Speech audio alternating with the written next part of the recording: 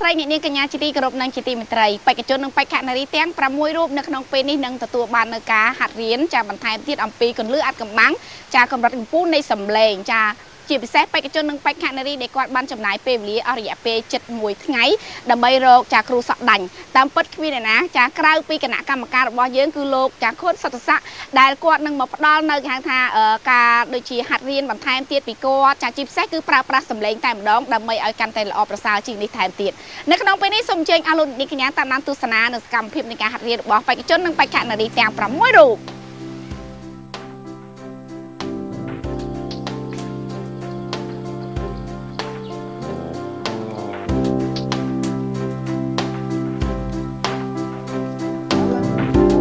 បងមានបងបរិការនៅគៀនមានមករា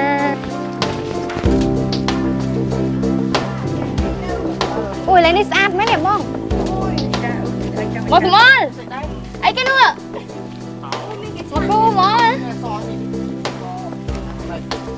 ដឹងសយគេត្រាំដែរអីមែនទេមើលយល់មើលយល់នេះអានេះបរាងពីតាម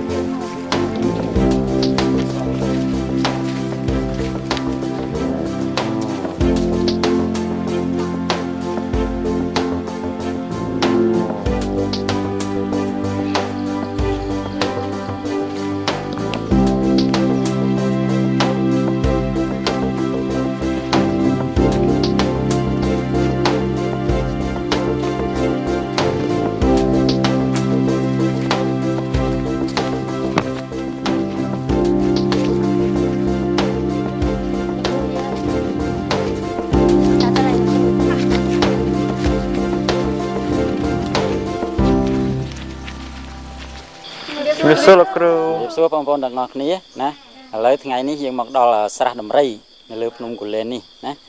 ថ្ងៃនេះលោកគ្រូនឹងបង្ហាញរបៀបច្រៀងមួយគេហៅថាគន្លឹះអាថ៌កំបាំងកម្រិតកម្ពស់នៃសម្លេងណាដូច្នេះហេតុអ្វីបានយើងត្រូវ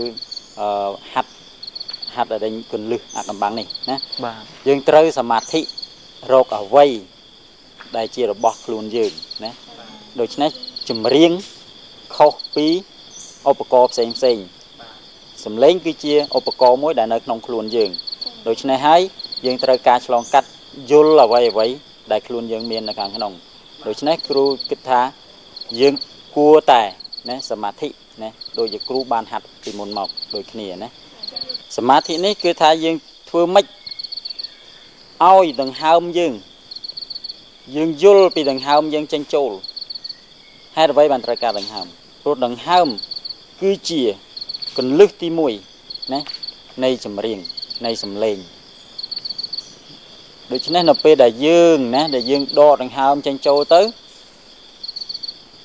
យើងដឹងថាដង្ហើមយើងដល់ណាណាដង្ហើមយើងដល់ណាដង្ហើមយើងខ្លីដង្ហើមយើងវែងទាំងអស់ណា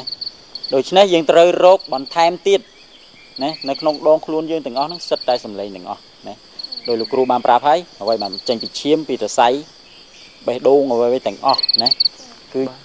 គឺឆ្លងកាត់ការសមាធិនឹងឯងដូច្នេះទី1ដើម្បីសម្លេងនឹងចេញយើងត្រូវមានដង្ហើមហើយណាយើងត្រូវមានចាំធ្វើតាមគ្រូ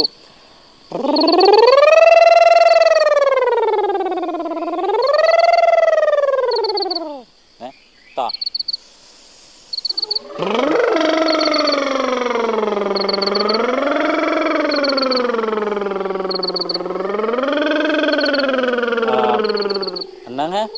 ហេតុអ្វីតើមានអារម្មណ៍ថានៅសំឡេងនៅលើក្បាលអត់បាទនៅលើក្បាលគ្រូម្ដងវាបាញ់ទៅលើក្បាលណាបាញ់ទៅលើក្បាលដូច្នេះគួរតែហាត់អាហ្នឹងឲ្យញាប់ណាឲ្យញឹកញាប់នឹងដង្ហើមអ្វីៗហ្នឹងណាម្ដងទៀតចាប់ដើម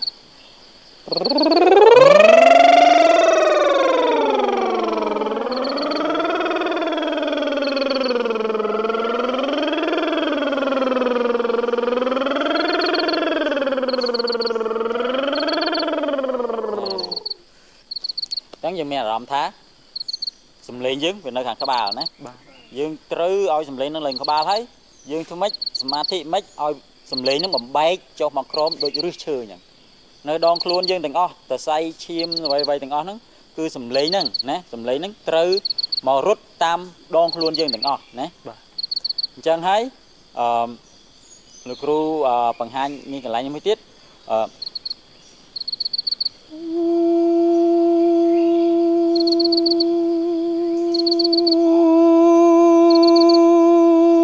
ណាពីតិចទៅខ្លាំងណាយកពាក្យមិនបាច់នេះទេដូចកហឹមអញ្ចឹងណាបាទ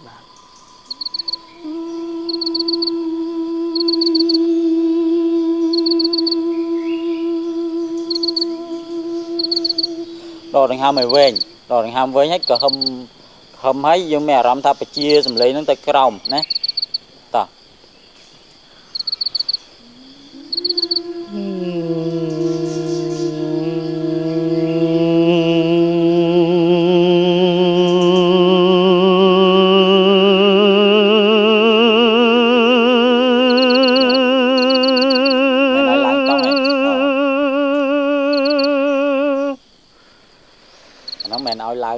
តង់ខ្ពស់ហ្នឹងណា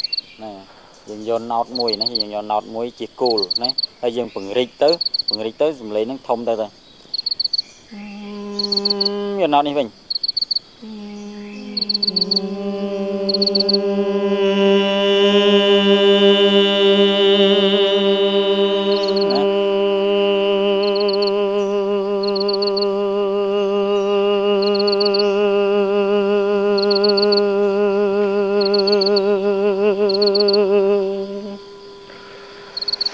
ហ្នឹងហើយមានអារម្មណ៍អត់មានអារម្មណ៍ថាពេលយើងចាប់ផ្ដើមតិចទៅយើងបញ្ចេញដង្ហើមហើយឲ្យដងខ្លួនយើងហ្នឹងមានភាពស្រស់ស្រាយដោយថាมันអត់មានដេញគំនិបអីមួយទាំងអស់ណាទលាយម្ដងទៀតណា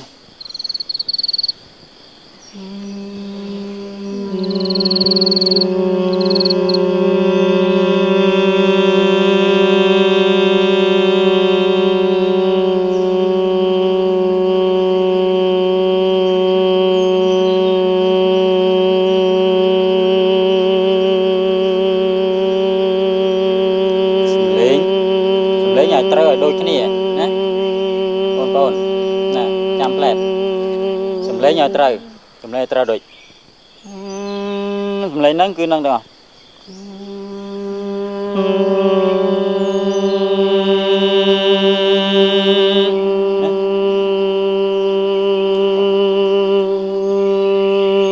សំឡេងតាមដូចគ្នាណា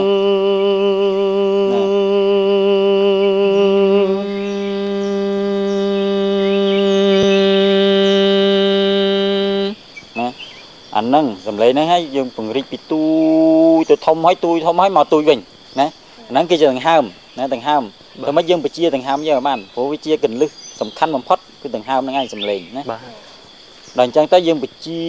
អ្វីៗនៅក្នុងដងខ្លួនយើងហ្នឹងហើយគេច្រៀងពីចិត្តពីខ្លួនណាអាហ្នឹងបានយើងអាចណាយើងអាចច្រៀងទៅ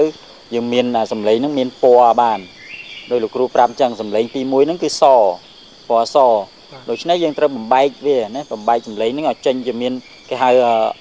អង់គ្លេសហៅ overtone ហ្នឹងបានន័យថាដុំមួយអញ្ចឹងយើងត្រូវបញ្ចេញពណ៌ក្នុងជុំវិញដុំហ្នឹង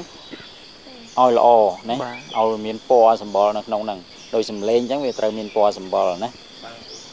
ហើយដោយលោកគ្រូប្រាប់មិញអាហ្នឹងគឺវាទៅបាញ់ទៅក្បាលហើយសំឡេងហ្នឹងគឺខ្ពស់ទៀតណាខ្ពស់ហើយអ្វីដែលយើងស្រែកហ្នឹងគឺស្រែកទៅក្នុងឯងចេញពីខ្លួនយើងមកហើយទៅលើហ្មងណាសាកម្ដងទៀតតោះសា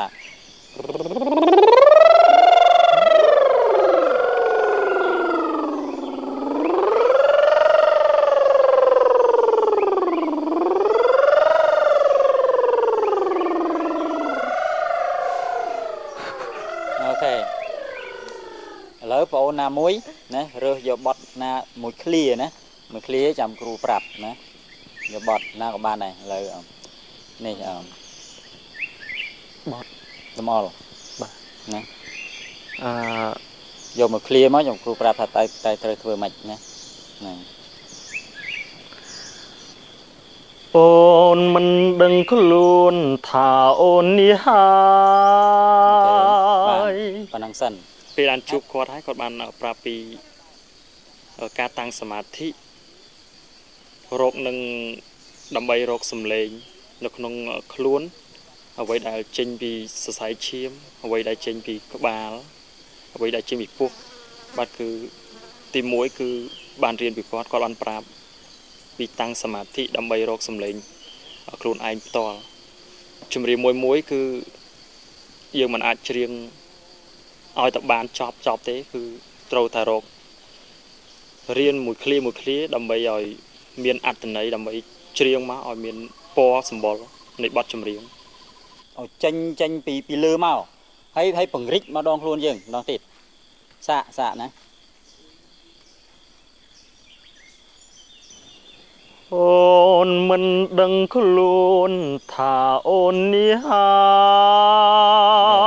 យអូនមិនដឹងខ្លួនថាអូននេះហើយម្ដងទៀតចាំមើលគ្រូអូនមិនដឹងខ្លួនថាអូននេះហើយណែឲ្យវាចេញចេះយើងចាប់ផ្ដើមហ្នឹងតិចប៉ុន្តែចង់និយាយថាស្អាតល្អអត់មានកក្រិតនៅសំឡេងណាឲ្យ clean ណាឲ្យច្បាស់ណាឲ្យច្បាស់ឲ្យធ្ងន់ព្រោះស្រាប់ទៅមានពណ៌ព្រោះមកចេញមកអូនបានន័យថាយើងមានដង្ហើមស្រេចហើយណាយើងមានដង្ហើមយើងត្រៀមឲ្យស្រេចហើយយើងនឹងក្បាលនេះគឺគិតឲ្យស្រេចហើយថាសំឡេងនឹងត្រូវទៅហ្នឹងណាដងទៀតតោះ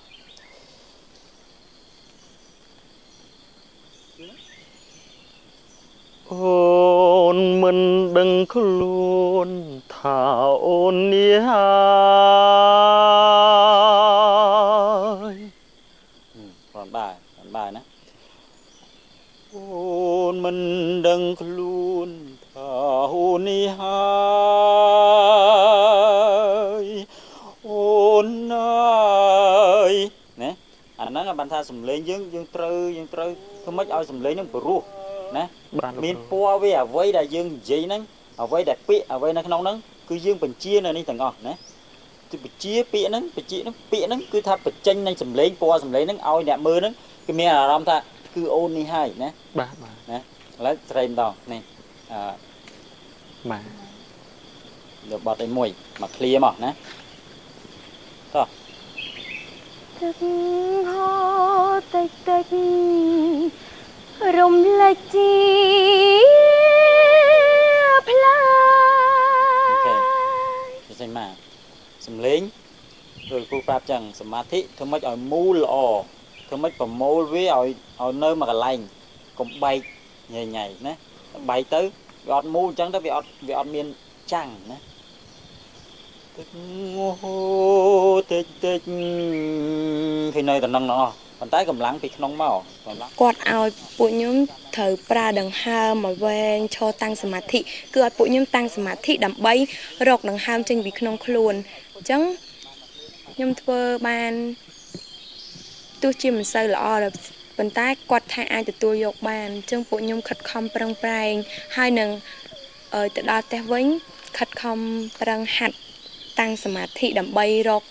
ដង្ហើមចេញពីក្នុងខ្លួនឲ្យបាន